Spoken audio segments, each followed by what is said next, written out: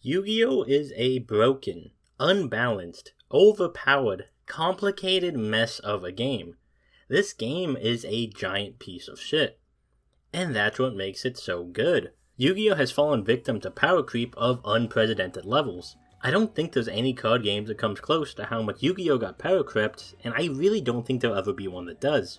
Looking at Magic or Pokemon cards, sure these have been power crept, but at least these games are still relatively balanced. Comparing an old Yu-Gi-Oh! Card to a modern one is like comparing the strength of a newborn baby to an Olympic boxer, or the average intelligence of a kindergarten class to the smartest people on Earth. And if you want to be like the smartest people on Earth by making a smart decision, you should scroll down and click that enticing subscribe button. And while you're down there, drop a like and leave a comment about your thoughts on Yu-Gi-Oh! And its beautiful brokenness. Anyways, obligatory plug out of the way, let's get to the real stuff. Once upon a time, Yu-Gi-Oh! Was a fairly balanced game. Games were moderately slow most of the time, pushing card advantage, playing trap cards to interrupt your opponent, and playing spell cards to advance your game state. It was simple. The rules made it so you could only summon one monster a turn, unless it was a special summon, which there was no limit on special summoning. There wasn't a crazy amount of good cards that could special summon, so the amount of summoning was kinda kept in check by lack of good options. Little did we know that this little lack of restriction would destroy any semblance of balance Yu-Gi-Oh! Had years later.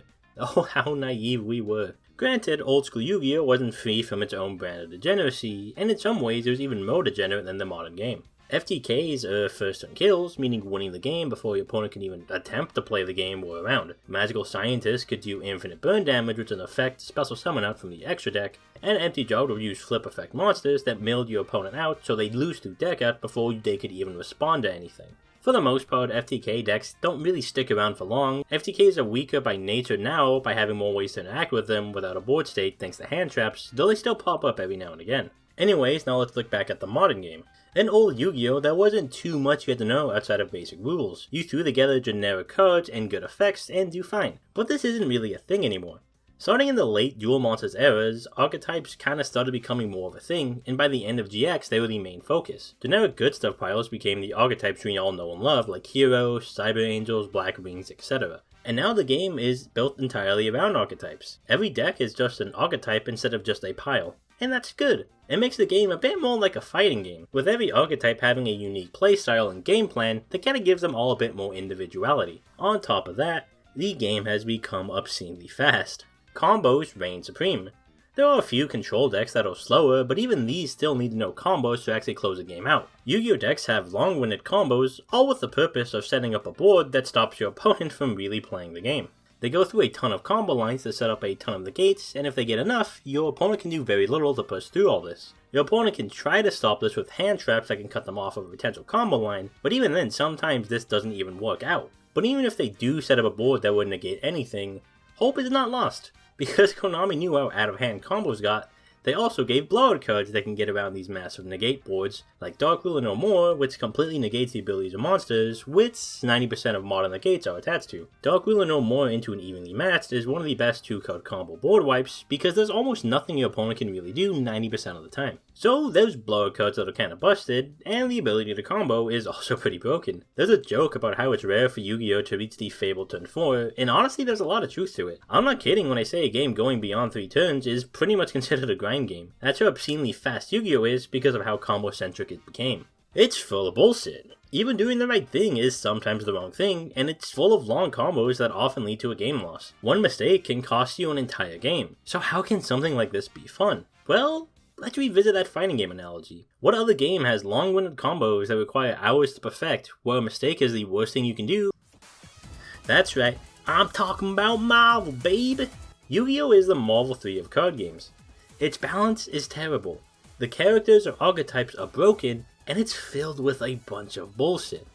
A control deck like Labyrinth or Altergeist is like being pinned down by Mordoom. And yes, it's as miserable as it looks. Or watching someone combo off is like being in a Dante movie where you know you're dead once you get hit, but there's a small chance they'll drop the combo and then you can start doing bullshit to them. Not to mention the training mode. No other card game is as fun to lab out combo lines and practice them as Yu-Gi-Oh! Is. Memorizing combos, practicing different routes for them, just like Marvel, where half the fun of the game is toying around with combos and finding the most optimal and swaggiest lines.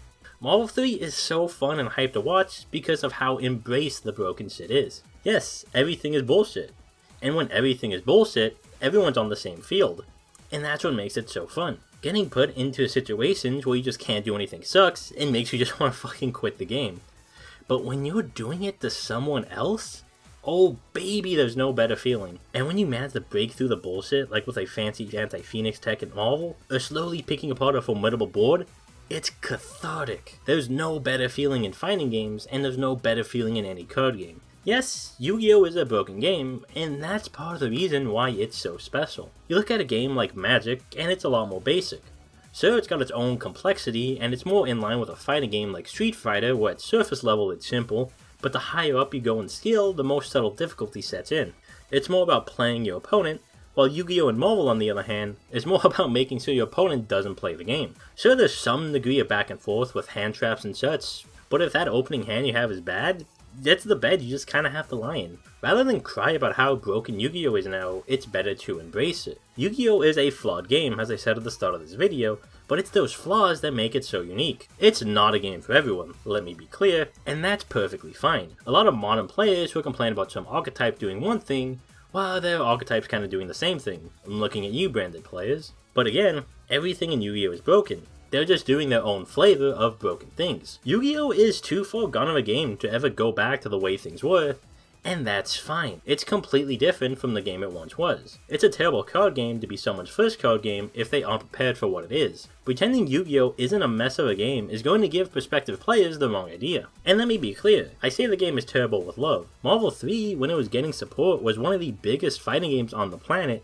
and even now, despite how busted and unbalanced and broken it was, it still looked back upon fondly. If you want to play a game with a lot of back and forth, Yu-Gi-Oh! Just isn't that game. In the same vein, if you wanted to play a fighting game with more important neutral, you're not going to Marvel. Yu-Gi-Oh! Is the Marvel 3 of card games, and that's why the game works. If you really want to play it more of how it used to be, you can go back to GOAT format or Edison. In the same way, if you don't like the current iteration of a fighting game, you can just go back to the older version. But embracing the manners of Yu-Gi-Oh! Will make you much happier with the game. Everything is broken, and if you think something is bullshit, I can guarantee you that someone thinks the same about whatever tech you're playing. That's just how the game is, and really, it's how the game will stay. Even though older formats get romanticized, and I'm no stranger about screaming at the wall how good Toss format was, they all still have their own share of broken bullshit. And even going back to the earliest days of the game, the same could be said. Yu-Gi-Oh! Has always been broken, and it always will be by nature of its design, and that's fine. There's no card game quite like it, and it's that brokenness that makes Yu-Gi-Oh! So special. I've been JPEG, thank you for watching. Again, if you enjoyed the video, do leave it a like and subscribe for more trading card game content. And while you're down there, leave a comment on if you agree with me, disagree with me, or just want to say how much Marvel 3 fucking ruled. Thank you for watching, I'll see you next time.